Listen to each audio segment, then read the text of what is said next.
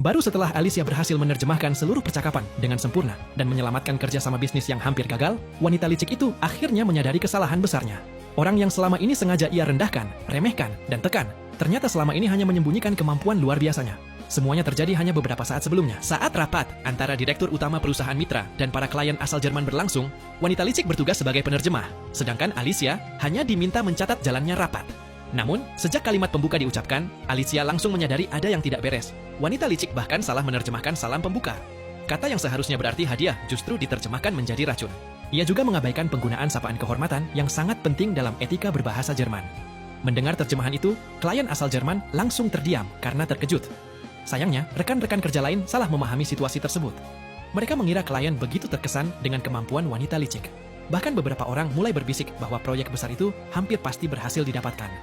Merasa dipuji, wanita licik menjadi semakin percaya diri dan terus melanjutkan penerjemahan. Namun, pada kalimat berikutnya, ia kembali melakukan kesalahan. Maksud sebenarnya adalah meminta klien menerima hadiah yang telah disiapkan. Akan tetapi, ia justru menerjemahkannya seolah-olah meminta klien tersenyum sambil menerima racun. Kali ini klien asal Jerman tidak dapat lagi menahan diri. Ia sadar bahwa wanita tersebut sebenarnya tidak menguasai bahasa Jerman dengan baik. Di hadapan semua orang, klien itu mempertanyakan, mengapa pada pertemuan pertama justru seolah-olah ia diajak menerima racun. Direktur utama perusahaan langsung menyadari ada masalah besar dan segera meminta penjelasan. Namun, wanita licik malah berdalih bahwa dirinya hanya menerjemahkan sesuai dengan ucapan direktur utama. Penjelasan itu sama sekali tidak dapat diterima. Klien asal Jerman kemudian menjelaskan seluruh kesalahan tersebut menggunakan bahasa Mandarin yang sederhana. Ia mengecam perusahaan karena menunjuk penerjemah yang tidak kompeten. Baginya, kesalahan itu merupakan bentuk penghinaan yang disengaja. Ia pun bersiap mengakhiri pertemuan dan membatalkan kerjasama. Semua orang langsung panik. Alicia khawatir proyek penting itu benar-benar gagal dan seluruh karyawan kehilangan bonus akhir tahun. Tanpa ragu, Alicia berdiri lalu meminta maaf kepada klien dalam bahasa Jerman yang fasih. Dengan sopan, ia memohon agar diberikan beberapa menit lagi untuk melanjutkan pembicaraan. Semua orang di ruang rapat tercengang. Tidak ada seorang pun yang menyangka bahwa pegawai yang selama ini hanya bertugas mencatat rapat ternyata mampu berbicara bahasa Jerman dengan sangat lancar. Orang yang paling terkejut adalah klien asal Jerman sendiri. Menurutnya, pengucapan dan cara berbicara Alicia terdengar seperti penutur asli. Alicia kemudian menjelaskan bahwa dirinya pernah tinggal di Jerman selama beberapa waktu. Melihat suasana mulai tenang, direktur utama segera meminta Alicia mengambil alih tugas penerjemahan. Alicia langsung menyetujuinya. Ia menyampaikan permintaan maaf dari direktur utama kepada klien dengan pilihan kata yang sangat tepat. Setiap sapaan kehormatan dan tata bahasa resmi digunakan secara sempurna. Klien pun memberikan pujian tulus dan bersedia melanjutkan pembahasan kerjasama. Melihat perhatian semua orang beralih kepada Alicia, wanita licik mulai gelisah. Ia segera menyela dengan mengatakan bahwa kemampuan berbahasa Jerman saja tidak cukup.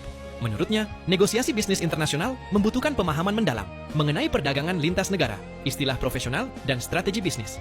Ia mengklaim hanya dirinya yang pantas menjadi penerjemah dalam rapat tersebut.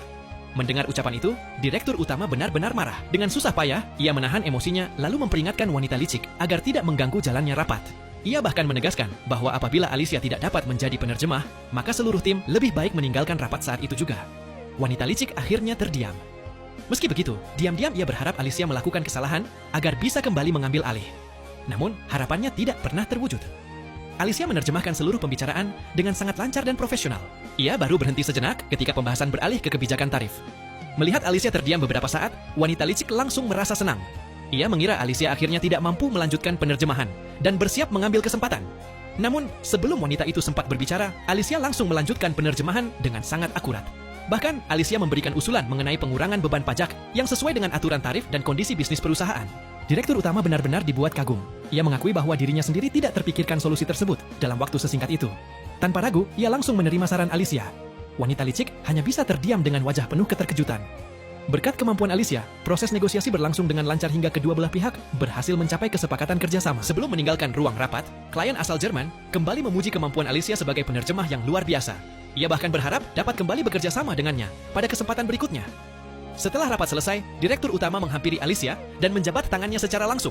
Dengan penuh kekaguman, ia mengatakan bahwa kemampuan Alicia terlalu berharga jika hanya ditempatkan sebagai pegawai administrasi biasa.